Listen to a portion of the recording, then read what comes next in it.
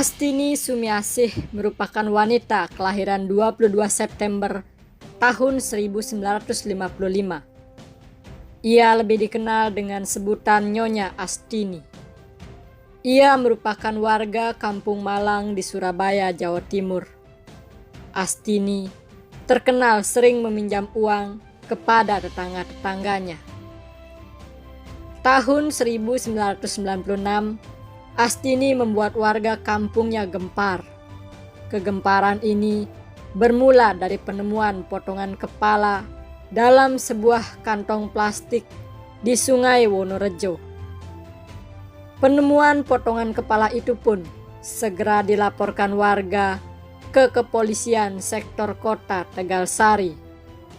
Selanjutnya, potongan kepala tersebut diserahkan ke kamar jenazah RSUD Dr. Sutomo. Berita penemuan potongan kepala ini kemudian didengar oleh seorang warga yang bernama Agus Purwanto. Saat itu, Agus mengaku kehilangan kakak perempuannya yang bernama Puji Astutik. Agus kemudian mendatangi kamar mayat dan mengenali potongan kepala itu sebagai kepala kakaknya. Polisi pun segera bertindak. Berdasarkan keterangan sejumlah saksi, diketahui korban sempat terlihat masuk ke rumah Astini. Antara korban dan Astini memang bertetangga. Berdasarkan keterangan tersebut, Astini lalu segera ditangkap. Ia pun digelandang ke kantor polisi. Di hadapan polisi, Astini mengaku jika dirinya membunuh Puji Astutik. Astini menuturkan kejadiannya terjadi pada bulan Februari 1996. Saat itu, sekitar pukul 16 waktu Indonesia Barat, Puji Astutik datang ke rumah Astini untuk menagih utang senilai Rp20.000. Akan tetapi, Astini belum dapat melunasi utang itu. Kontan, Puji pun marah dan mengeluarkan rangkaian kata kasar yang menjelek-jelekkan Astini. Karena dimaki-maki Puji, Astini pun menjadi emosi. Ibu 3 anak itu lalu meraih sepotong besi dan menghantamkannya ke kepala Puji. Puji pun tewas seketika.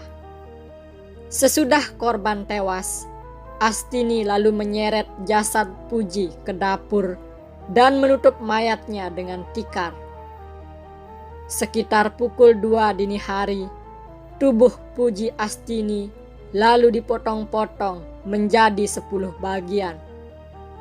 Potongan tubuh itu lalu dimasukkan ke kantong plastik. Agar tak diketahui, Astini kemudian membuangnya ke sejumlah tempat sampah dan sungai yang ada di Surabaya. Selain itu, di hadapan polisi, Astini juga mengaku telah membunuh Rahayu dan Sri Astutik, 2 tetangga lainnya.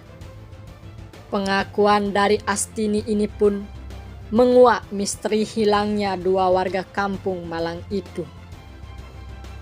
Ibu Syukur atau Rahayu yang mempunyai piutang sebesar Rp1.250.000 dibunuh Astini pada bulan Agustus tahun 1992. Sementara itu, Sri Astutik Wijaya dibunuh pada tanggal 1 November tahun 1993. Masalahnya juga sama, yakni karena urusan piutang sebesar Rp250.000 dan Rp300.000 atau dengan total senilai Rp550.000. Kedua korban dibunuh dengan dalih sama, yakni Astini tersinggung saat ditagih utang dengan kata-kata kasar. Astini juga mengaku tubuh para korban dipotong menjadi 10 bagian. atas perbuatan sadisnya tersebut. Pada tanggal 17 Oktober tahun 1996, Astini divonis hukuman mati oleh Pengadilan Negeri Surabaya. Astini kemudian mengajukan banding ke Pengadilan Tinggi Jatim. Selama menunggu putusan banding, Astini ditahan di Lembaga Pemasyarakatan Wanita Sukun Malang. Pada Januari 1997, Pengadilan Tinggi Jatim menguatkan putusan PN Surabaya. Namun, Astini terus berupaya menghindar dari vonis. Perempuan itu lalu mengajukan kasasi ke Mahkamah Agung. Tapi, putusan MA pada Juni 1997 ternyata menguatkan kedua putusan sebelumnya. Astini pantang menyerah. Ia kemudian mengajukan peninjauan kembali ke Mahkamah Agung. Hasilnya tetap sama, hukuman mati. Grasi pun menjadi harapan terakhir dari seorang Astini. Langkah hukum itu pun diajukan. Namun, pada tahun 2004, permohonan grasi Astini ditolak Presiden. Upaya Astini untuk bertahan hidup akhirnya kandas. Astini pun harus menjalani eksekusi mati. Tapi sebelum eksekusi, Astini dipindahkan dari LP Sukun Malang ke Rutan Madaeng, Sidoarjo untuk menjalani masa isolasi selama 5 hari, terhitung dari tanggal 15 hingga 19 Maret tahun 2005. Selama menjalani masa isolasi, Astini sempat dijenguk Supilin yang merupakan suaminya dan juga beberapa anaknya. Astini meminta kepada anak-anaknya agar meningkatkan ibadah dan selalu mendoakan dirinya yang akan meninggalkan mereka untuk selama-lamanya. Pihak Kejari Surabaya juga sempat menulis 3 permintaan terakhir dari Astini. Dan pada tanggal 18 Maret 2005, Astini memakan makanan favoritnya berupa roti, cumi-cumi, dan buah-buahan. Hari eksekusi kemudian diberitahukan secara langsung oleh Kepala Seksi Pidana Umum Kejaksaan Negeri Surabaya saat itu, Pratikto SH.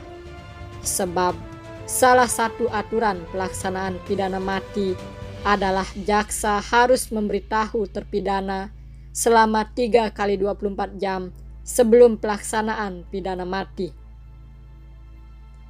Ia pun akhirnya dieksekusi pada tanggal 20 Maret 2005 dengan cara ditembak di daerah jantung oleh 12 personel Regu Tembak Brigade Mobil atau Brimob Kepolisian Daerah Jawa Timur dengan 6 peluru.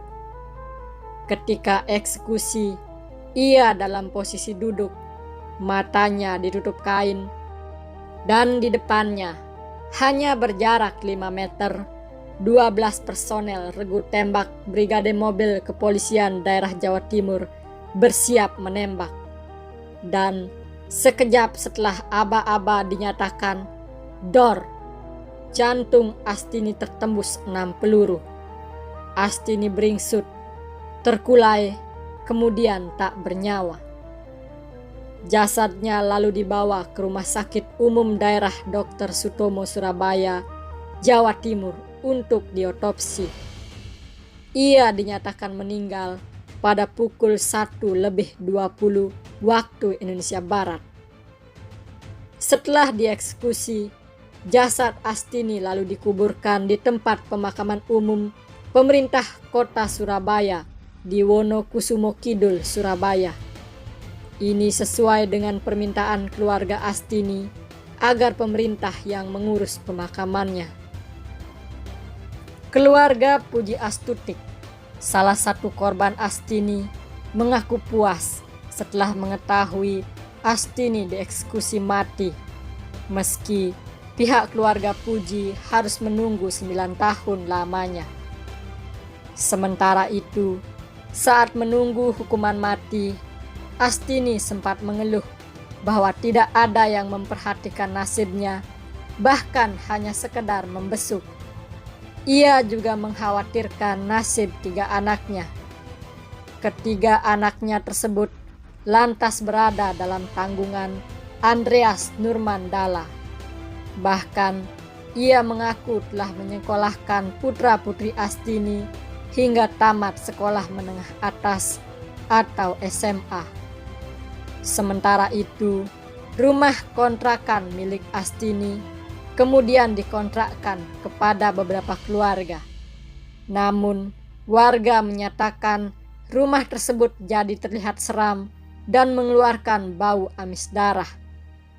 Kamar yang dulunya dapur tempat pembunuhan terjadi, tidak ada yang berani menggunakan sebagai kamar tidur.